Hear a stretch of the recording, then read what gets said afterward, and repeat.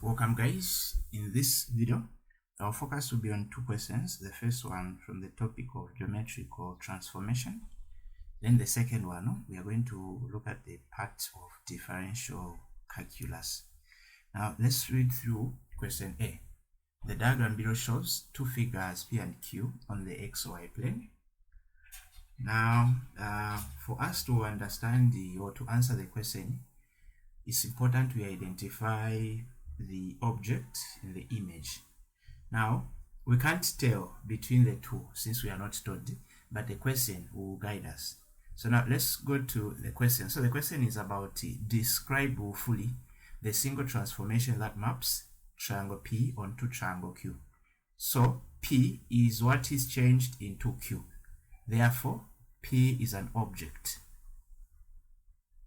Then Q is formed from the object.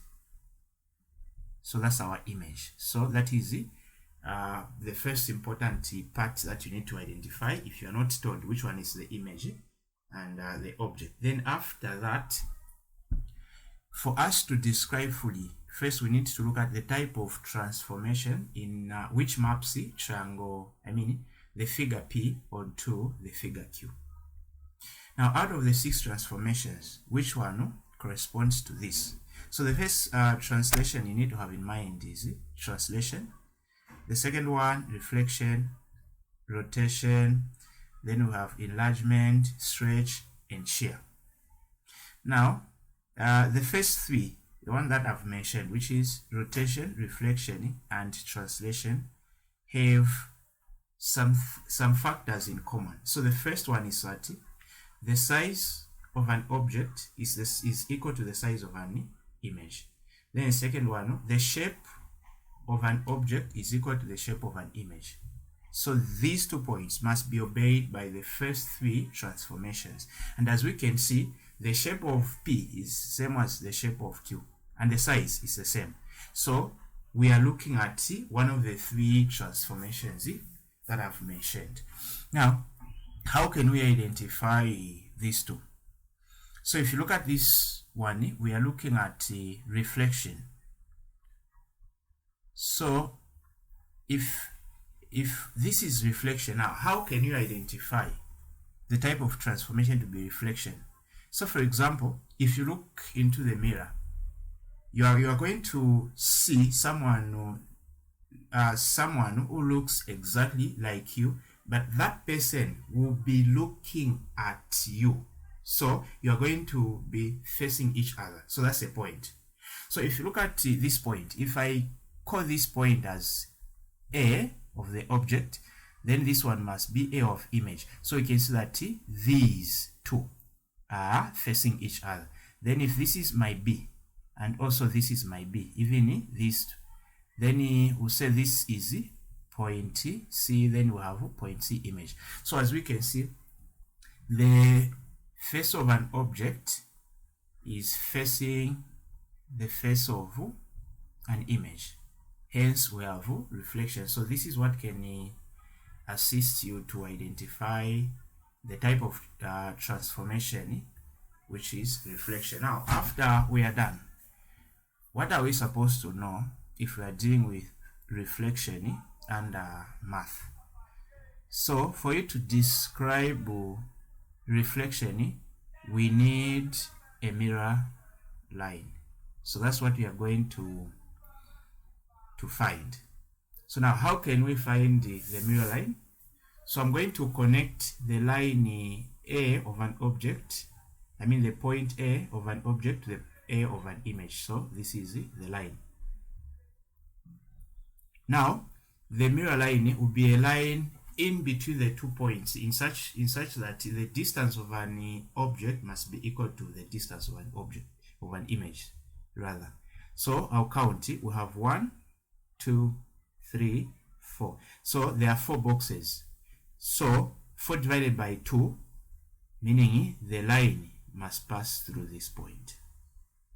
So that on top I have 2 boxes, even here 2 boxes, which simply means that the distance of an object is equal to the distance of an image. If we want, we can use this point. So we can see we have 1 here 1 here. Then if we use CC, we still have 1, 2. Even from here, 1, 2. So apart from the two faces facing each other, the other point that you need to have in mind under reflection is that the distance of an object must be equal to the distance of an image. So the line in between this, for this point to be satisfied, is the mirror line. So our point is, this is our mirror line. Now if you look at the mirror line, is cutting the y-axis at 2. So we'll say y is equal to 2. So this is our mirror line. So in your description, you just have to mention the mirror line. So you say, we'll just use the word figure. So say figure P was mapped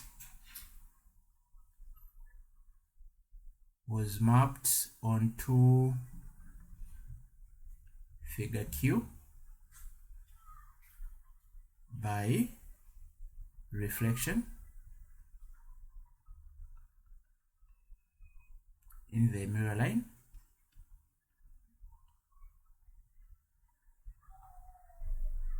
Y is equal to 2. So that's our answer. So whenever you're describing reflection, just identify the mirror line. So that is what you're supposed to include in your description. We now move on to question B. So question B is now the differential part of calculus. So we are given the equation. So given that y is equal to x cubed, 2x cubed minus 4 over x squared, find dy over dx. Now you don't have to differentiate if the variable is on the denominator part, so the variable must move to the numerator part before you differentiate. So our x squared must go to the top. Then we have y is equal to 2x raised to the power 3 minus c.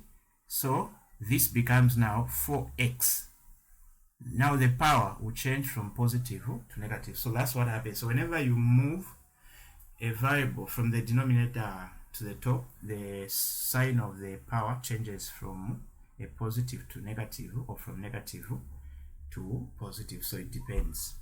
Then after that, we are going to use the power rule. So we're going to differentiate dy over dx. So we are differentiating y with respect to x.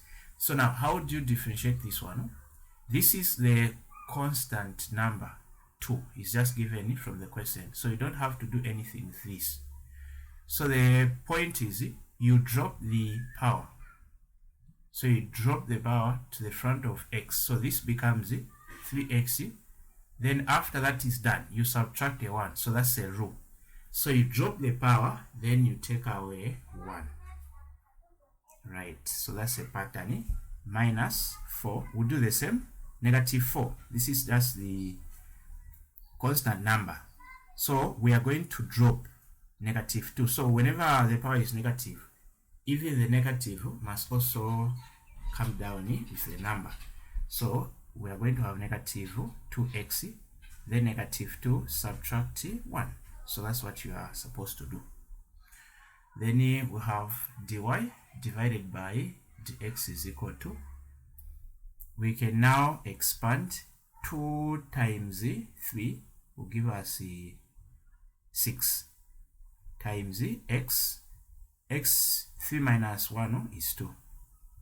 Now this is negative 4, then this is negative 2. So if I multiply negative 4 times negative 2, my final answer will be positive 80 x raised to the power negative 3. The reason why this is negative 3 is the two numbers have same signs. So the same signs you add, then you maintain the sign. So to summarize, we are done with our answer, but we don't have to leave our variable with the negative index. So the next part is we need to take x to the denominator part. So the first part should just remain like this, plus the constant remains on top over then x raised to the power 3. So this is now our final answer. So that's how you can deal with this question. So that's it for this video. Thanks for watching.